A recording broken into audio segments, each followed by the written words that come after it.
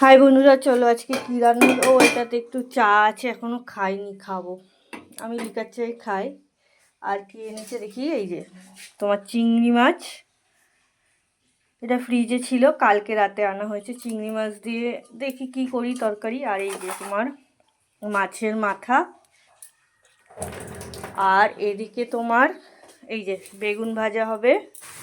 আর এটা হলো তোমার, পড়িস না রে, এটা কাঁচা লঙ্কা।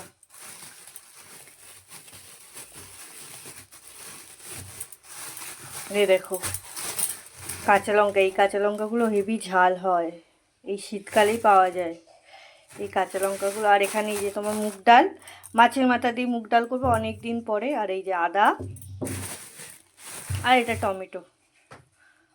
এই যে আজকে অনেক দিন পর দেখি মাছের মাথা দিয়ে ডাল করব, খুব ভালো লাগে।